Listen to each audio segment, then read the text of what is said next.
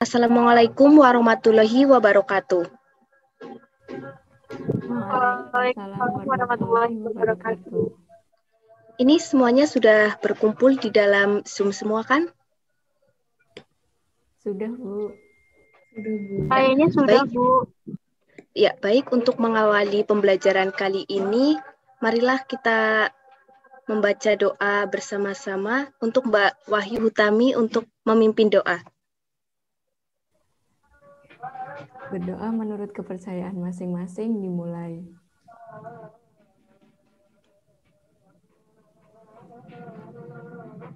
Selesai. Terima kasih Mbak Putri Wahyu Hutami telah memimpin doa. Bagaimana kabar kalian semua? Alhamdulillah baik, Bu. Alhamdulillah ya, baik ya semua. Apalagi di masa pandemik seperti ini, kalian harus tetap menjaga kebersihan kalian dan menjaga kesehatan kalian. Jangan lupa memakai masker ya, seperti Mbak Putri Pramaisela. Dan jangan lupa untuk membawa hand sanitizer ya.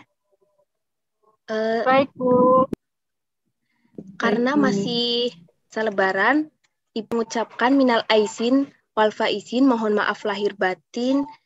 Maaf jika ada perkataan Ibu baik disengaja ataupun tidak sengaja yang melukai perasaan kalian. Dimaafkan ya. Dimaafkan, Bu. Baik, Bu. Oke, pada pertemuan kali ini kita akan membahas tentang cerpen. Ada yang udah pernah dengar cerpen belum? Udah pastinya ya. Ya, baik, untuk mengawalinya bisa bantu tolong Ibu untuk share screen? Baik, Bu, saya bisa. Ya, baik Mbak Putri Wahyu Hutami.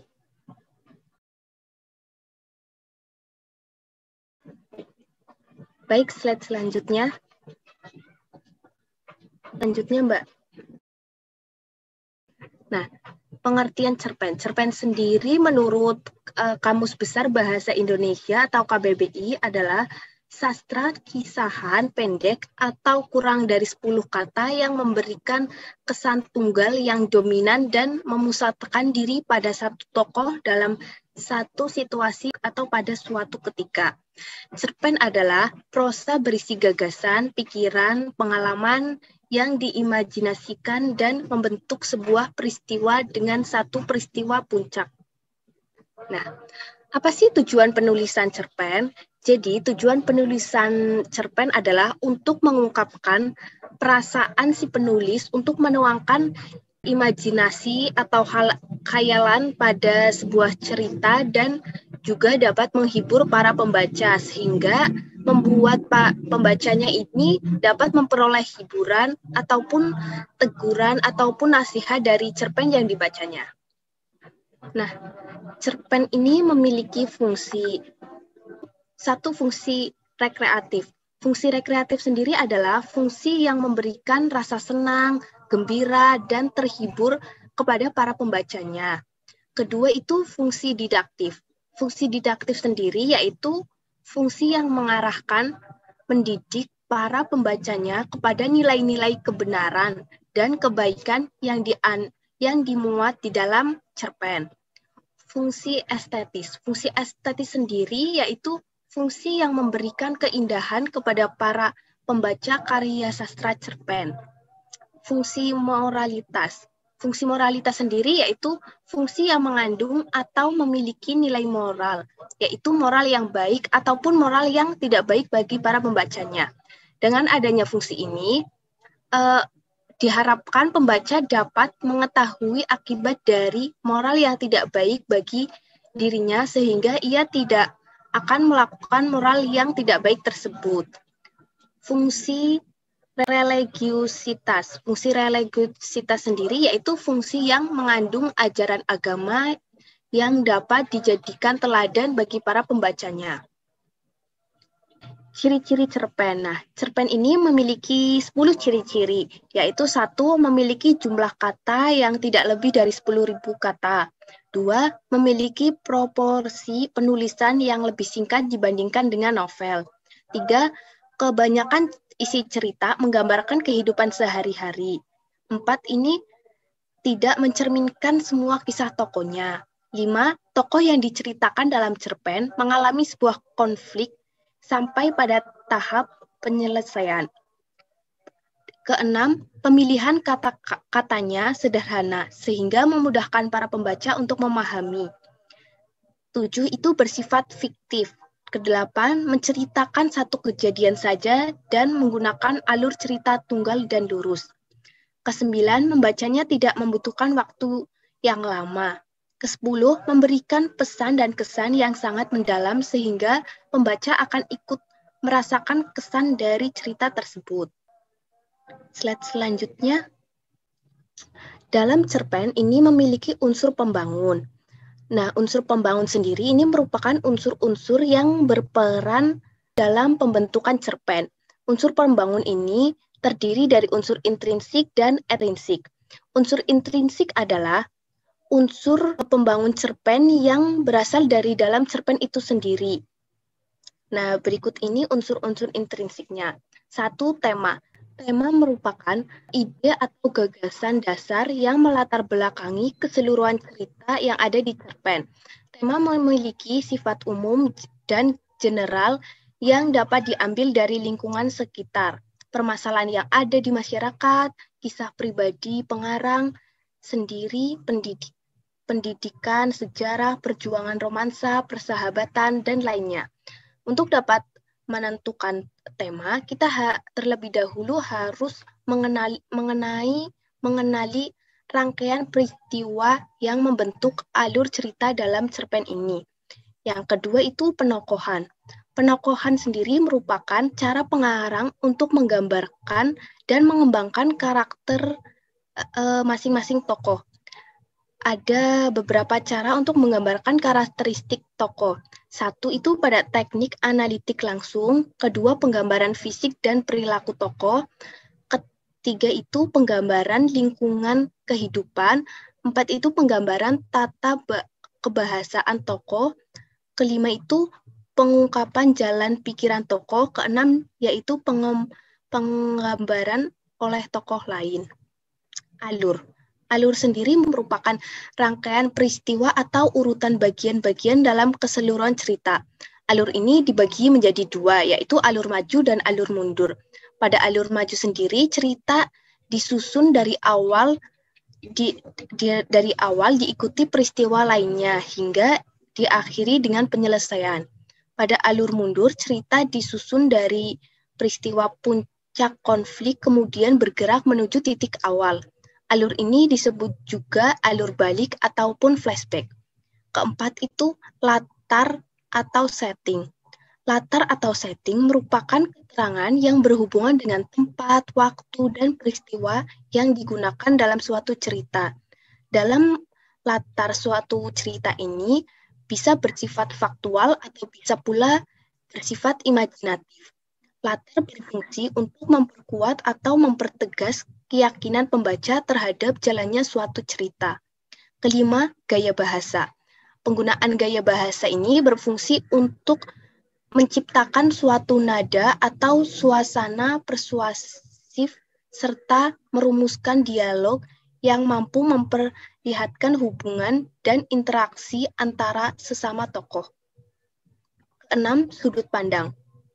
Sudut pandang merupakan strategi yang digunakan oleh pengarang cerpen untuk menyampaikan ceritanya, baik itu sebagai orang pertama, kedua, ketiga, bahkan para penulis menggunakan sudut pandang orang yang berada di luar cerita. Ketujuh itu amanat. Amanat sendiri merupakan pesan yang hendak disampaikan oleh pengarang ataupun penulis. Amanat dalam cerpen umumnya bersifat tersirat. Kehadiran amanat pada umumnya tidak bisa lepas dari tema cerita. Misalnya, tema cerita ini tentang perjuangan kemerdekaan. Amanat cerita ini pun tidak jauh dari pentingnya mempertahankan kemerdekaan. Ya, slide selanjutnya. Unsur intrinsik. Unsur intrinsik ini dibagi menjadi 3, yaitu 1, latar belakang masyarakat. Yang termasuk dalam latar belakang masyarakat sendiri yaitu 1, ideologi negara, kondisi politik, kondisi sosial, dan kondisi ekonomi. Kedua itu latar belakang penulis. Nah, yang termasuk dalam latar belakang penulis ini yaitu riwayat hidup penulis, kondisi psikologis, dan aliran sastra penulis. Ketiga yaitu nilai yang terkandung dalam cerpen. Nilai yang terkandung dalam cerpen ini meliputi nilai agama, sosial, moral, budaya, dan religius. Struktur cerpen. Cerpen ini dibagi menjadi 6. 1. Abstraksi. Nah, abstraksi ini merupakan ringkasan cerita yang akan dikembangkan menjadi cerita utuh. Bagian ini bersifat opsional, boleh ada ataupun tidak. Yang kedua itu orientasi. Bagian awal cerita yang berisi ini pengenalan latar dan tokoh cerita. Berikut gambaran singkat karakternya. Komplikasi. Komplikasi sendiri merupakan urutan kejadian ataupun peristiwa yang dihubungkan sebab akibat. Bagian ini ditandai dengan munculnya masalah, penyebab konflik yang dialami oleh tokoh. Kemudian masalah tersebut semakin serius dan mencapai puncak konflik klimaks. Evaluasi, bagian yang mengarah ke pemecahan masalah. Yang keempat yaitu evaluasi.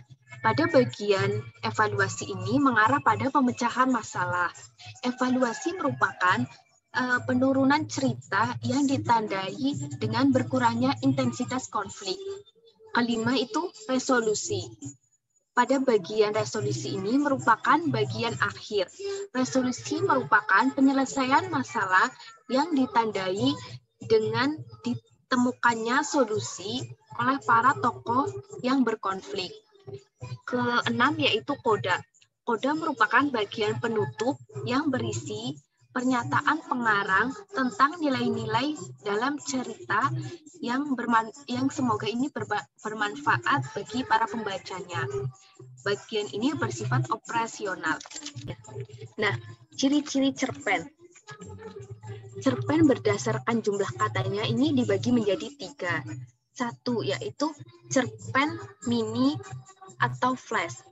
Cerpen mini atau flash ini biasanya memiliki jumlah kata di antara 750 sampai 1000 kata. Yang kedua yaitu cerpen ideal, yaitu cerpen yang memiliki jumlah kata di antara 3000 sampai 4000 kata. Cerpen panjang ini biasanya memiliki jumlah kata di antara 4000 sampai 10.000 kata. Slide selanjutnya, cerpen berdasarkan teknik pengarang. Nah, pada cerpen berdasarkan teknik pengarang ini dibagi menjadi 2, yaitu 1 cerpen sempurna atau well-made short story. Cerpen ini pada cerpen ini yaitu teknik penulisan sebuah cerpen yang dikarang atau ditulis yang hanya berfokuskan terhadap satu tema serta cerita mempunyai plot atau alur cerita yang sangat jelas serta akhir atau ending yang mudah dipahami. Biasanya cerpen jenis ini memiliki sifat konvensional berdasarkan pada realitas ataupun fakta.